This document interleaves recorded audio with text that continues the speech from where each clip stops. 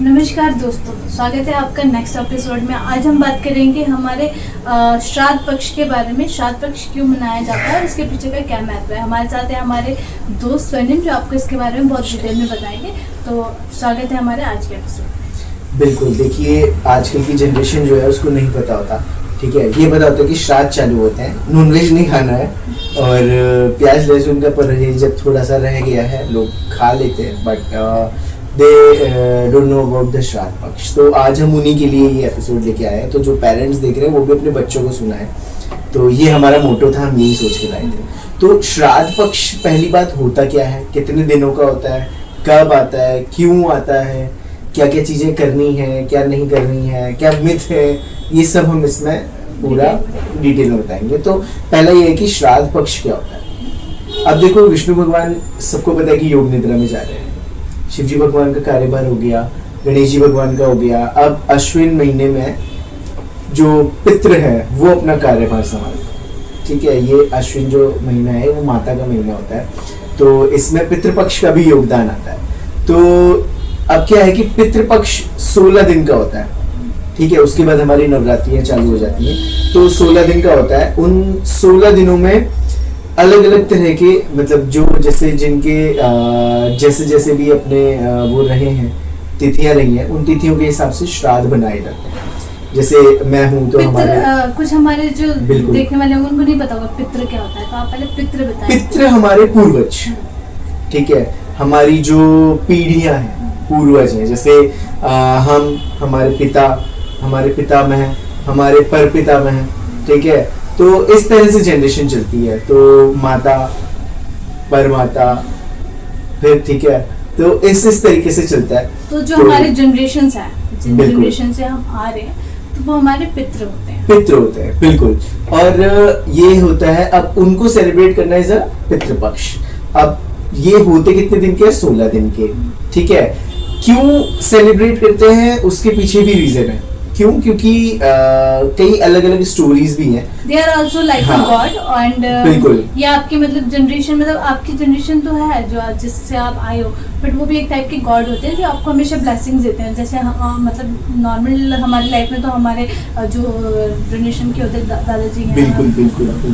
Family generation है, वो आपको आशीर्वाद तो देती है। आफ्टर दैट भी वो आपको आशीर्वाद देते हैं, बट उनका आशीर्वाद लेना कैसे होता है वो इस महीने में हम पता करते हैं। बिल्कुल। तो क्या होता है कि अब देखो, आप कहीं पे भी हो, जैसे आप सबसे ज्यादा कनेक्टेड होते हो पापा से, फिर आप अपनी एक ऊपर की पीढ़ी से कनेक्टेड होते हो। अब आफ्टर देयर डेथ तो हम क्या करते हैं कि जैसे शुद्धि होती है। अब मैं आपको पूरा गरुड़ पुराण में ले जाता हूँ। तो गरुड़ पुराण में एक जगह बड़ा गरुड़ पुराण एक होता है, हाँ, तो ये इसके बारे में थोड़ा बताओ। बिल्कुल। गरुड़ पुराण एक ऐसा पुराण है जिसमें मृत्यु के पश्चात की यात्रा और कई अलग अलग चीज़ों से जुड़ी हुई जो हमारी पौराणिक कथाएं हैं, मान्यताएं हैं, योग्यताएं हैं, उन सब का एक कोलैबोरेशन है। जैसे कुछ जनरेशन है उनको नहीं पता कि मतलब आप लोगों लगता होगा कि आफ्टर डेथ की पूजा कैसे होती है, लाइफ कैसी रहती है। तो वो सब भी हमारे ग्रंथों में लिखा है। वी आर सो लकी कि हमारे पास हर चीज़ का एक सोल्यूशन है और हर चीज़ का सोल्यूशन का एक बुक है जिसमें सारी चीज़ें हमारी ऑलरेडी मेंशन है। तो उसी एक सोल्यूशन में आता है गरुड़ पुराण। तो गरुड़ पुराण में मेंशन है कि जो आत्मा होती है, जैसे शरीर जो है, ठीक है, शरीर जो है वो सुप्त अवस्था में वो चला गया। अब उस शरीर में से एक सूक्ष्म शरीर जो होता है, जो हमारी आत्मा होती है, सोल होती है, वो उस बॉडी से पृथक हो जाती है, अलग हो जाती है। वो क्या होता है कि वो आफ्टर डेथ पूरे टाइप का सिनेरियो देखती है कि कौन मेरा सगा संबंधी है। पहले तो उसको रिकग्नाइज करने में टाइम लगता है कि मैं कैसे, मेरी डेथ कैसे हुई, एक्सेप्टेंस। पहले वो ना पूरा घुसने की कोशिश करती है, जो सूक्ष्म शरीर है वो समृद्ध शरीर में घुसने की पूरी कोशिश करेगा। बट वो होता है कि डेथ के बाद किसी को भी उसमें जाने की अनुमति नहीं है। Death is the supremest thing. वो बोलते हैं ना, जन्म और मृत्यु ही एक सत्य है, उसके बीच की जो चीजें चल रही है वो सब मिथ्या है। आज आपके पास है, कल नहीं है। तो वही चीजें घुसने की कोशिश करती है। वो कई जो देखेगी कि कौन रो रहा है, कौन आया, कौन नहीं आया। अच्छा, फिर वो सुनती है कि ये बता रहा है कि देखो, अच्छा ये आज रात थे, कल सुबह उठे तो नहीं थे। तो this is the story behind कि वो सुनता है, घुसने की कोशिश करेगा, वो लोगों को बोलने की कोशिश करेगा, बट लोग नहीं सुन पाते। क्यों? क्योंकि हमें सिर्फ मनुष्य शरीर दिखता है, अंदर की सोल नहीं दिखती। So universe is watching you. बिल्कुल। Whatever you do, keep in mind कि यूनिवर्स आपको देखता है, आप जो भी करें यूनिवर्स को बिल्कुल। मद्देनजर रखते तो ये सब चीजें करने की कोशिश करता है। तो अब क्या होता है कि हम उसको धीरे धीरे हर एक एक छोटी छोटी चीज का आहार देते हैं। सपोज हम तेरहवीं बनाते हैं, तो तेरहवीं is the last procedure to the soul, कि अब हम उसको बोलते हैं कि आपकी यात्रा में जितने सगे संबंधी थे आप सबसे मुक्त हुए, अब ये यात्रा आपकी अपनी है। मनुष्य की यात्रा सिर्फ जन्म तक नहीं है, मृत्यु के पश्चात उसकी असली यात्रा जो है वो चालू है। तो वो यात्रा जो है, अब वो यात्रा चालू है, उसके बाद हम करते हैं बरसी। अब क्या होता है कि श्राद्ध क्यों बनाया जाता है? ये प्रोसीजर था ये समझाने के लिए कि हम श्राद्ध की प्रोसीजर तक कैसे पहुंचे। अब श्राद्ध ये होता है कि उस सोल को ये याद दिलाया जाता है कि मुक्त होने के पश्चात, आप अपनी यात्रा करने के पश्चात एक फॉर्म में पहुंचे, ठीक है, the form which will meet to the god. ठीक है, आपके जो कर्म होंगे अच्छे बुरे, उन कर्मों का लेखे जोखे के बाद, तराजू में तोलने के बाद, जब आप एक सुप्रीमेस्ट फॉर्म तक पहुंचोगे, फिर आप आशीष देने के, आशीर्वाद देने के काबिल होते हैं। तो ऐसे नहीं कि आपकी डेथ हो गई एंड यू विल डेथ हो गई और फिर आप अगले दिन से श्राद्ध चालू कर दिए, नहीं। It is the procedure to create the things from the 0 to the 100। जब आप 101 पे पहुंचोगे, that will be the Shraddh. तो तब वो श्राद्ध के लायक हुए हैं, तब वो पितृपक्ष बनाने के लिए लायक हो। क्योंकि आप देखोगे कि पितृपक्ष के आसपास किसी की डेथ हुई हो ना, फिर ऐसा नहीं कि उसका एकदम ऐसा अरे श्राद्ध के दिन आ गए, मेरे तो इन फलाना की डेथ हुई थी, श्राद्ध चालू कर दो, नहीं। It will create a whole year to celebrate the thing. And उस टाइम पे भी आप, ऐसा बोला जाता है कि श्राद्ध के टाइम पे घर के बाहर से कोई जा रहा हो, कोई आपसे मांग रहा हो, तो उसको बिना सोचे समझे दे देना चाहिए।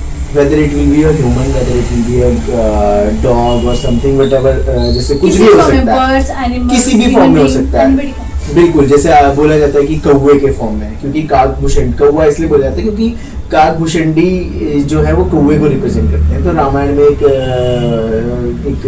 वो आता है, प्रसंग आता है, जब राम भगवान छोटे से हैं, कौवा आ रहा है उनके हाथ से वो लेके जा रहा है। तो ये इनफैक्ट विद्यासागर जी की रामायण में भी वो शो कराया हुआ है। तो काकभूषणी जी से जब पूछा जाता है कि आपने क्या क्या चीजें देखी, तो वो बोले मैंने 18 बार महाभारत और 16 बार रामायण होता हुआ देखा है। तो he is the time traveller. तो वो बताते कि किस तरह से चीजें सर्कुलेट होती है। तो इसलिए कौवे को टाइम ट्रेवलर माना गया।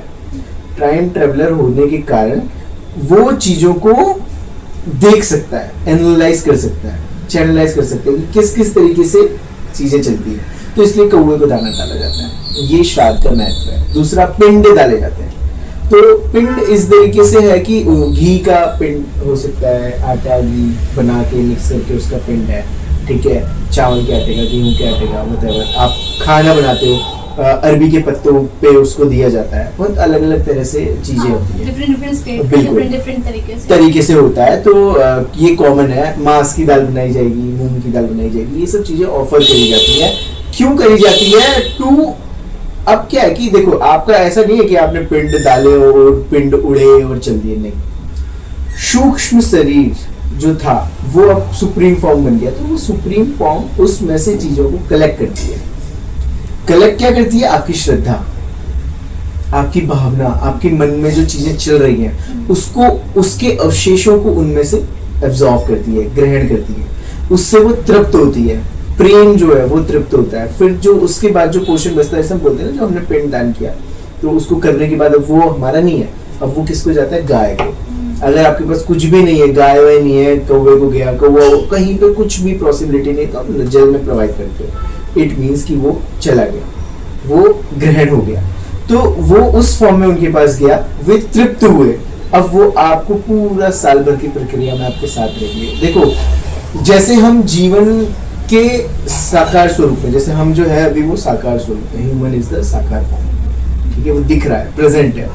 उस तरीके से हम निराकार फॉर्म को भी लेके चलते हैं। जो हमें ऐसा तो है नहीं कि जैसे सपोज करो कोई एक्स पर्सन है, उसके फादर खत्म हो गए, जब तक वो थे तब तक वो उसके फादर थे, उसकी 13वीं हो गई, साल भर बाद बरसी हो गई, बारकी हो गई, जैसे लोग करते हैं, 4 साल 12 भी करते हैं लोग। उसके बाद वो उसके फादर नहीं, वो स्टिल उसके फादर है। वो कहीं ना कहीं अपने मन में है, कहीं ना कहीं वो ऊपर से देख रहे हैं, till the end of his life, वही वो हमेशा रहेंगे।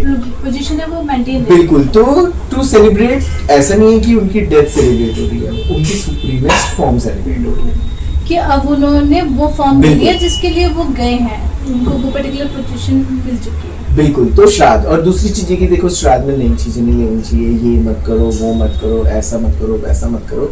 तो देखो पितृ कोई अछूते तो है नहीं, ऐसा कि उनके ऊपर गोमूत्र डाल दो वो साफ हो जाए।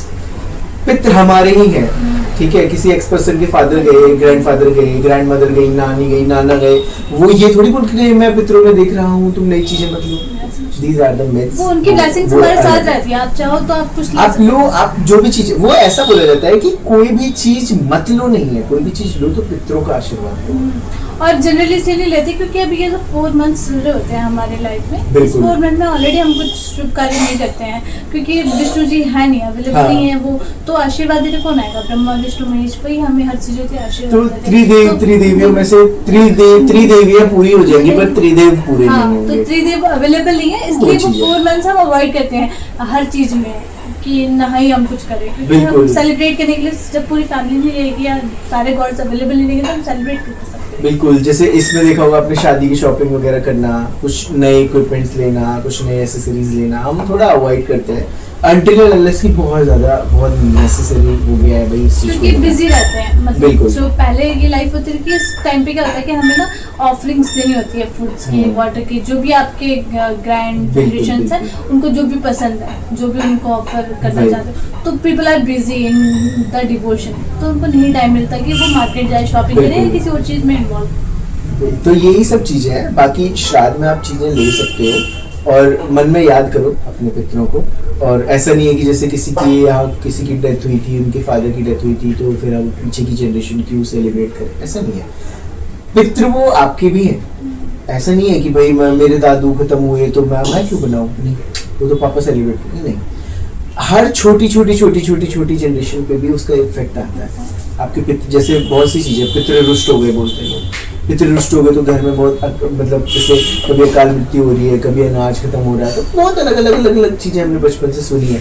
तो क्यों? क्योंकि आप कहीं ना कहीं भूल गए, आप कहीं ना कहीं उनसे उनकी चीजों, जैसे अब घर में हम 4 लोग बैठते हैं, पूछते हैं कि हमें ये चीज लेनी है, ये चीज लेनी है, तो आपको सजेशन आते हैं, फिर भी हमें ये सजेशन लेसन उनके लिए भी है जो ना, बिल्कुल। मतलब आज की जनरेशन है जो अपने पेरेंट्स को भूल जाती है, पेरेंट्स के साथ रहती नहीं है, तो उनको लगता है कि यार हम अपने आप इंडिपेंडेंट हो गए, हमें हमारे पेरेंट्स से या फिर हमारे नहीं, हमारे फैमिली से हमें लेना बिल्कुल। देना नहीं है। But it is not. आपको अगर किसी लाइफ में अगर आपको भेजा गया है और आपको किसी फैमिली में दिया गया कि दिस इज योर फैमिली, तो वो फैमिली आपकी लाइफ टाइम तक रहती है, आफ्टर लाइफ टाइम तक रहती है, आप उस फैमिली को नहीं छोड़ सकते। बिल्कुल। वो आपका प्रारब्ध है और वो आपकी किस्मत भी है और वो आपकी अचीवमेंट भी है, क्योंकि आपकी फैमिली के साथ आप रह सकते हो, दूसरा नहीं रह सकता।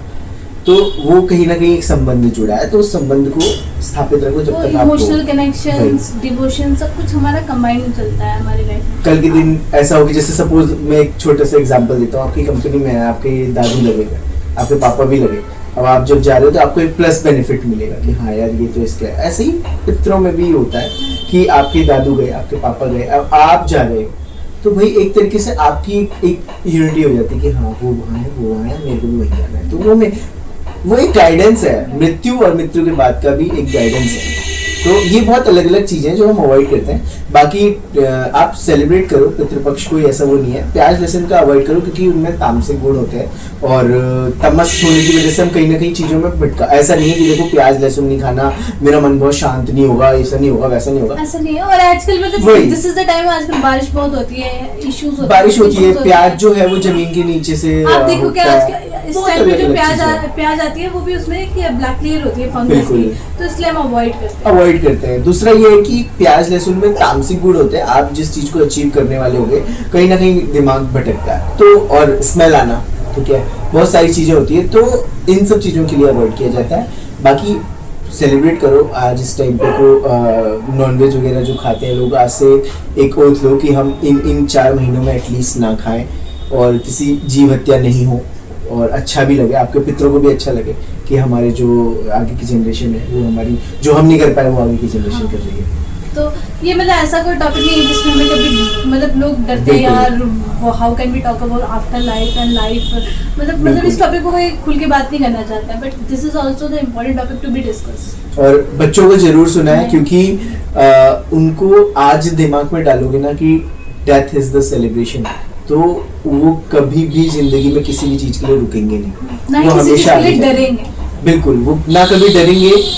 बच्चों को हमेशा ये मन में लगेगा कि यार ठीक है, वो एक डेथ है, वो हमें सेलिब्रेट करना है, जब आएगी तब करेंगे, बट हम जिंदगी जिए, रुके ना, जिस मुकाम तक पहुंचना है उस मुकाम तक पहुंचे। तो please I request to you guys कि प्लीज अपने बच्चों को जरूर दिखाएं।